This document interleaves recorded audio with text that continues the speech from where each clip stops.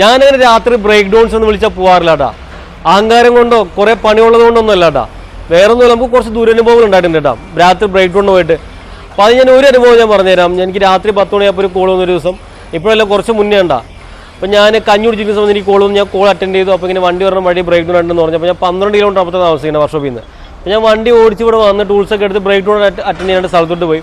അപ്പോൾ സ്ഥലത്ത് ചെന്ന് ഞാൻ നോക്കിയപ്പോഴത്തേക്ക് വണ്ടി ടൈമിൽ ഒട്ടിപ്പോയി. അപ്പോൾ നമുക്ക് വണ്ടി അവിടെ നാശമൊന്നും ചെയ്യാൻ പറ്റില്ല. അപ്പോൾ ഞങ്ങൾ പറഞ്ഞു ചേട്ടാ നമുക്കിപ്പോൾ ഒന്നും ചെയ്യാൻ പറ്റില്ല. അപ്പോൾ ആൾ ഡോക്ടറാണ്, അതുകൊണ്ട് നമ്മൾ പ്രത്യേകം എടുത്ത് വന്നത് ഡോക്ടറാണ്. പുള്ളിക്ക് ഹോസ്പിറ്റലിൽ എത്തുന്ന കേസൊക്കെ പറഞ്ഞപ്പോഴത്തേക്കാണ് നമ്മൾ വന്നേട്ടാ.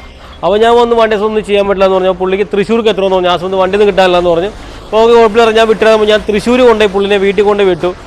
എന്നിട്ട് തിരിച്ചു വന്ന് ഞാൻ ഇവിടെ വന്ന് ക്രെയിനിൽ വണ്ടി എടുത്തുകൊണ്ടെന്ന് വർക്ക്ഷോപ്പിൽ ഇട്ടു കേട്ടോ. അപ്പോഴത്തേക്കും പുലർച്ചെ 3 മണിയായിട്ട് നമ്മൾ ഇവിടെ ബ്രേക്ക് ഡൗൺ അറ്റൻഡ് ചെയ്ത് വണ്ടി കംപ്ലയിൻറ്റ് നോക്കി തിരിച്ച് വർക്ക്ഷോപ്പിൽ എത്തിച്ചപ്പോഴത്തേക്കും സമയം 3 മണിയായിട്ടാണ്. അപ്പോൾ ആ സമയം വരെ നമ്മൾ വെയിറ്റ് ചെയ്ത് വർക്കൊക്കെ തീർത്ത് നമ്മൾ റെഡിയാക്കി വർക്ക്ഷോപ്പിൽ കൊണ്ട് സേഫായിട്ട് വണ്ടി ഇട്ടിട്ട് ചെന്ന് കിടന്നു തുടങ്ങി. പിറ്റേ ദിവസം കാലത്ത് വന്ന് വണ്ടിയുടെ കംപ്ലയിൻറ്റ് നോക്കി ടൈമിൽ ഇട്ടതാണ്.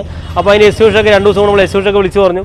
അപ്പോൾ കസ്റ്റമറോട് ഞാൻ അഡ്വാൻസ് ചോദിച്ചു. അപ്പോൾ പുള്ളി അഡ്വാൻസ് തരാൻ ബുദ്ധിമുട്ട് പോലെ കാണിച്ചു പുള്ളി. അപ്പോൾ ഞാൻ എന്തായാലും വർക്ക് സ്റ്റാർട്ട് ചെയ്തു, സാധനമൊക്കെ മേടിച്ച് വർക്ക് സ്റ്റാർട്ട് ചെയ്തു. വർക്കൊക്കെ സ്റ്റാർട്ട് ചെയ്യുമ്പോൾ അതിനിടയിൽ ഒരുപാട് പ്രാവശ്യം പുള്ളി പകൽ സമയത്ത് വിളിക്കില്ല, രാത്രി 10 മണിക്ക് വന്നിട്ട് നമ്മൾ കോൾ ചെയ്യുള്ളൂ. ആ സമയത്ത് വിളിച്ച് അത് വേണം ഇത് വേണമെന്നൊക്കെ പറയും കേട്ടോ. അങ്ങനെ ചെയ്യണം ഇങ്ങനെ ചെയ്യണം. ആദ്യം ഒറിജിനൽ പാർട്സ് വേണമെന്നൊക്കെ പറയുമ്പോൾ നമ്മൾ ഒറിജിനൽ പാർട്സൊക്കെ അറേഞ്ച് ചെയ്ത് വണ്ടി ഫിയറ്റ് ആയിരുന്നു കേട്ടോ.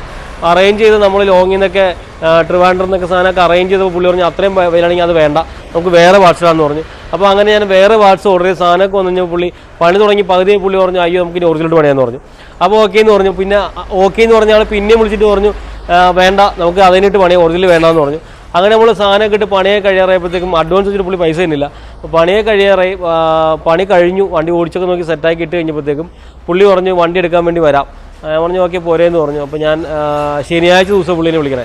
ഞാൻ ഒന്ന് ചേട്ടച്ചിരി നേരത്തെ പോരെ, ഞാൻ 6:30 ആകുമ്പോൾ ക്ലോസ് ചെയ്ത് പോകും എന്ന് പറഞ്ഞു കേട്ടോ.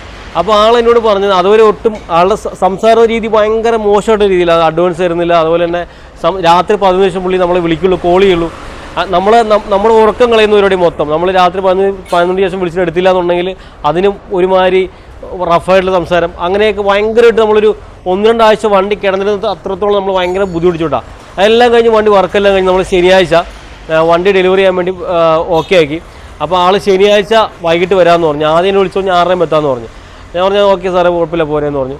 അത് കഴിഞ്ഞ് പുള്ളി ഒരു 10 മിനിറ്റ് വിളിച്ചു പറഞ്ഞു എനിക്ക് 6:30 എത്താൻ പറ്റില്ല, ഞാനിത് 7:30 എത്തുള്ളൂ എന്ന് പറഞ്ഞു. ശരി കുഴപ്പമില്ല പറഞ്ഞു.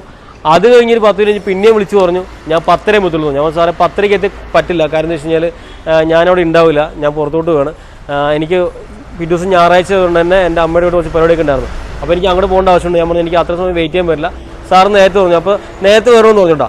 അപ്പോൾ തന്നെ പുള്ളി അടുത്ത ഡയലോഗ് എന്താണെന്ന് വെച്ച് കഴിഞ്ഞാൽ നിനക്ക് രാത്രി 12 മണിക്ക് ബ്രേക്ക് ഡൗൺ അറ്റൻഡ് ചെയ്യാൻ വരാം, നിനക്ക് രാത്രി എന്താ വണ്ടി ഡെലിവറി ചെയ്യാൻ ബുദ്ധിമുട്ട് എന്നുള്ള രീതിയിലുള്ള ടോക്കൊക്കെ ആയി. നിനക്ക് ഞാൻ പൈസ തരില്ല, എൻ്റെ ഉറ്റ സുഹൃത്ത് കൊടുത്തൊരു വലിയൊരു പോലീസുകാരനാണ്, അപ്പോൾ ആളെ കൊണ്ട് അങ്ങനെയാക്കും, നിന്നെ പൂട്ടിക്കും, നിന്നെ അങ്ങനെ എങ്ങനെയാക്കും, ഒരു സഹായം നമ്മൾ ചെയ്തു കൊടുത്തിട്ടുണ്ട്. അതായത് രാത്രി 12 മണിക്കും 1 മണിക്കും 2 മണിക്കും 3 മണിക്കൊക്കെ നമ്മൾ ഇത്രയും കഷ്ടപ്പെട്ട് ബുദ്ധിമുട്ടി വന്നിട്ട് നമ്മളൊരു ബ്രേക്ക് ഡൗൺ അറ്റൻഡ് പുള്ളി അഡ്വാൻസ് തരുന്നില്ല, പൈസ തരുന്നില്ല, വണ്ടി വർക്ക് തീർത്തിട്ട് സമയത്തിനെടുക്കാൻ പോലും വരാൻ പറ്റുള്ളൊരു മെൻറ്റാലിറ്റി പുള്ളി കാണിച്ചില്ല കേട്ടോ. അപ്പോൾ ഇനി ഈ കസ്റ്റമറെ ഞാൻ ആദ്യം ഒന്ന് കാണണേ. അപ്പോൾ അതോടുകൂടെ ഞാൻ വണ്ടി വന്ന് പുള്ളിക്ക് വണ്ടി ഞാൻ കൊടുത്തു വിട്ടു. പൈസയൊക്കെ എനിക്ക് തന്നു പുള്ളി. പക്ഷേ നമ്മൾ ഒരുപാട് മെൻ്റലി പുള്ളി ടോർച്ചർ ചെയ്തു കേട്ടോ. പൈസേനേക്കാളും കൂടുതൽ നമ്മൾ ഒരുപാട് ടോർച്ചർ ചെയ്തു. അപ്പോൾ അതിന് ശേഷം നമുക്കൊരു പേടിയാണ്, നമ്മളൊരു ബ്രേക്ക് ഡൗൺ വിളിച്ച് കഴിഞ്ഞാൽ നമുക്ക് പോകാനായിട്ട് ഇനി വള്ളിക്കെട്ടായിരിക്കുമോ. അതോ ഇത് ഒരു അനുഭവം ഉണ്ടോ, ഇങ്ങനത്തെ ഒരു 10-20 അനുഭവം നമുക്ക് ഉണ്ടായിട്ടുണ്ട് കേട്ടോ.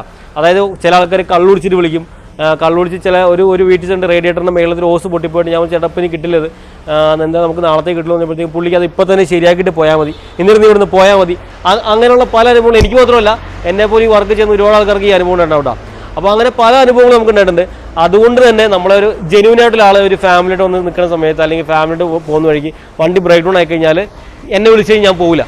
കാര്യം നമുക്ക് ഇത്രയ്ക്കും വിളിക്കുമ്പോൾ നല്ല സോഫ്റ്റ് ആയിട്ട് സംസാരിക്കാം, നമ്മൾ ചെന്ന് കഴിയുമ്പോൾ ഒരു വിധം മാറും. അപ്പോൾ അങ്ങനെയുള്ള പല പ്രശ്നങ്ങൾ വരുന്നതുകൊണ്ട് നമ്മൾ എന്ത് ചെയ്തു, ബ്രേക്ക് ഡൗൺ വിളിച്ച് നമ്മൾ പോകില്ല. നമുക്കറിയാവുന്ന നമ്മുടെ സ്ഥിരം കസ്റ്റമേഴ്സിന് വണ്ടിയാണെങ്കിൽ മാത്രമേ നമ്മൾ ബ്രേക്ക് ഡൗൺ പോകാറുള്ളൂ, അല്ലാത്ത വണ്ടികൾ ബ്രേക്ക് ഡൗൺ പോകാത്ത അവസ്ഥ വന്നു.